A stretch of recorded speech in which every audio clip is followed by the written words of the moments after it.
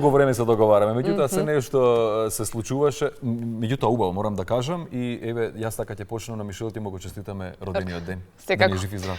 Среќен роден ден, да си здрав и жив и благодариме што утрово успеавте конечно да се собереме, да најдеме заеднички термин што одговара и да представиме тоа што работите со Скопје Вија. И благодариме на поканата. Мишел Трајковски и Јана Стојановски или обратно, Јана Стојановска и Мишел Трајковски.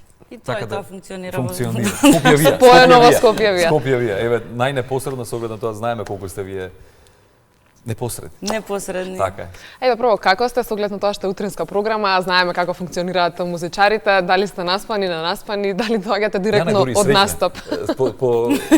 Понасто потактирањето.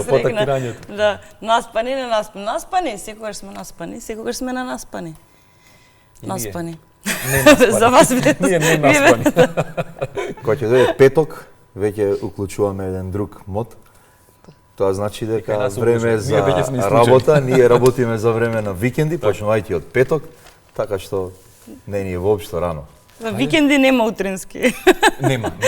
24 часа. Го фатите последниот во гостувањето денес. Ајде околу Скопје Вија, затоа што веќе е препознатлив проект, луѓето, публиката тоа го прифати и очекува само новитети од вас. Како започна целата таа приказна? И многу фузија има во овој проект, многу фузија, многу жанрови музички. И секоја чест на тоа. По овој проект пред се има многу љубов и многу посветеност. И се гледа тоа. Јас имам факултет за драмски уметности завршено. Страшна љубов према музиката од мала, свирам клавир, компонирам нешто по мое што си добра сум се, ајде да не Што си умеам. Меѓутоа страшна љубов имам према ромскиот звук, мелос, етномелос, кој што за жал некако во 80-ти беше застапен и постоеше и Југославија и Балкан и све, и некако сега точно пројде доволно време за да му дадеме значење локално, спојувајќи го со македонскиот етномелос и не знам, многу од гледачите не знаат дека всушност тој тип на музика кога се спојуваат, датира од 30 години, кога се спојуваат локално етномелосите, тоа се вика од Балканот се вика клецмер музика. Всушност ние сме на некој начин повеќе клецмер оркестар. Значи, како почна се? Јас во една прилика во Суботица таму бев тој период, да речам, живеев и го слушнав Мишел, да не ја должиме приказната, го слушнав Тарантино, а претходно бев дел од спотот на Тарантино година 18-та, ова се случува на пример 23-та, летно време, во Суботица го слушнав Тарантино, викам леле, овие се нашите тука, пошто нема како. И дојдов да видам дека го свират Тарантино на плоштад во Суботица. Тарантино Джес е мојата композиција од првиот албум. Кај што играм јас во спотот. Кај што играм јас во спотот, да. И после, како режисерот одгоре ги нареди некако коцките, така да се ние најдеме во една емисија, 2024 ми се чини. А јас знаев дека ќе биде Мишел таму, пошто ми кажа, пошто прашав, ми рекоа ајде дојде во музичка емисија ќе пееме, викам добро кој имате, викам Мишел, е супер. Ги спремив сите ромски песни што ги знам. За последно едаме, знаеш што, имам една идеја и му приставив, му реков ајде, имам една идеја. А чекај ајде да се видиме. Се родија многу идеи. Да, плюс. Да, веќе кога ќе отворат сите оние што сакаат нешто повеќе да дознаат за оваа наша музика, Скопје Вија на официјалниот YouTube канал веќе можат да видат доста видео и аудио материјали што е доказ за тоа дека ние макотрпно сме работеле оваа година и можам да кажам дека на 9 јули оваа година ние славиме јубилеј, една година постоење на Скопје Вија. Па таман сме го погодили поводот.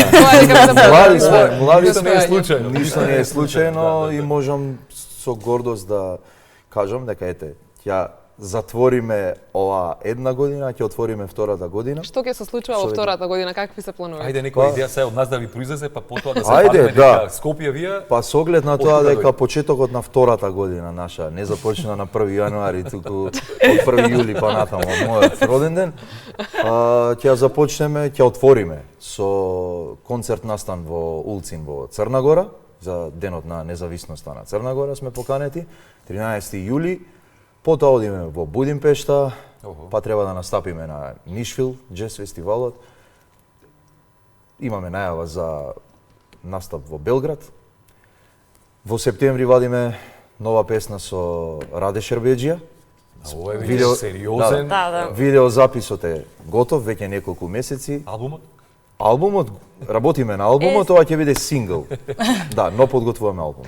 Имате и две нови песни, односно преработки, кои што во моментов нема да ги слушнеме, меѓутоа ќе слушнеме едно од попрепознатливите македонски песни воопшто. Чудна жена беше Вера во ваша изведба, може слободно да оди аудиото и во позадина со цел да слушнеме убава музика и да ни оди по-гладко мавет. Ајде прашајте зошто чудна жена беше Вера. Зошто чудна жена? Заради тоа што чудна жена беше Вера е една од песните која што ја врзував јас со баба ми Вера, многу ја сакав, многу и све. И кога седнавме, ајде да видиме репертоаров, како да го направиме, кои песни да ги избереме. Хилми Баки, нашиот трет најбитен член и воедно единствениот вистински ромски представник на нашиот Gypsy Band, рече, ајде чудна жена беше Вера, вика. Таа дедо ми ја напиша. Викам сериозно, да, таа е наша фамилиарна од бендот авторска песна. На членот бендот. Ја ќе ги поседува правата за таа песна, нашиот Хилми Баки. Околу новите песни, што ново се создаде периодов и веројатно веќе го добивате фидбекот, односно позитивните реакции од публиката. Па повеќе работевме на тоа да видиме веќе постоечки песни, да им дадеме. Мишел прави хаос со песните, значи ја зима песната каква што е и ја сенча, ако може тоа да се ја прави во 3D, во чудеси ја и прави. И некако се фокусиравме до сега на веќе постоечки песни да им стави печат свој за тоа да му даде некој шарм за луѓе кои што не познаваат авторски, да добијат впечаток како колку сме квалитетни музички. Сега следниот чекор е авторска музика. Значи веќе имаме готови неколку песни и како ги правите на песните? Кој ги прави? Па заедно ги правиме, да. Можеме ајде да се пофалиме со оглед на тоа дека сме релативно млад бенд. Веќе имаме 4 авторски песни кои ги изведуваме на нашите настани и јас сум многу среќен. Настојуваме на тоа да имаме што повеќе авторска музика, но секако да го задржиме овој Gypsy Melos и сите оние преработки на стари ромски песни или секако тука е во тој дух се дефинитивно, бидејќи ние сме и тоа како богата област со ромска музика. Моите почетоци музички беа со легендарниот Ферус Мустафов. Имав многу патувања на сегаден из Европа, на неговите последни 2 албуми, свирам на сите композиции. Пораснав со Џамбо Агушев, најдобриот светски трубач во Македонија, во светот од Македонија. Ја имаме Есма и имаме со што да се пофалиме. Инспирација има, само треба да се преточи. Се намали практично интензитетот на таа ромска музика, бидејќи веќе повеќето од тие артисти кои беа најистурени во оваа област, најдобри, повеќе ги имаме, само треба да ги испрезентираме. Еве го слушнете таа виолината на Хилми Баки. Единствен е со ваков мелос и ние мора да го чуваме, да си го сакаме и да го негуваме на еден начин тоа што го. Јас мислам морам да го прашам само што едно прашање со оглед на тоа дека лани настапи на Гумците пеат во Ателје 212 во Белград. Заедно бевте, така? Така си поминавте со оглед на тоа дека за мене едно од најбавите театарски куќи.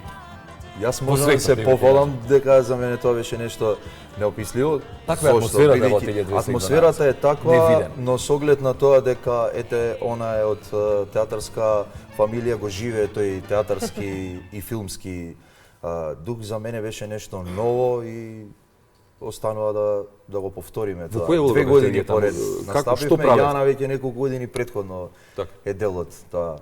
Да, шоу. тоа е по последната представа на татко ми беше во Ателје 212. И пројде време, последна представа се вика Брод плови за Београд и е пејачка песна во која што сите глумци пред Нова година во неколку представи со публика, мислам истата представа, ама различна е затоа што има различна програма. И многу е жива. Сите се собираат таму како семејство да си ја прослават фактички новата година на сцена и така сите сме на сцена и публиката тоа го гледа. Светозар Цветковиќ ја води манифестацијата, баш е манифестација. Горица Поповиќ е мајката и организаторот и она селектира кој ќе влезе, она е главната. Представата е незина.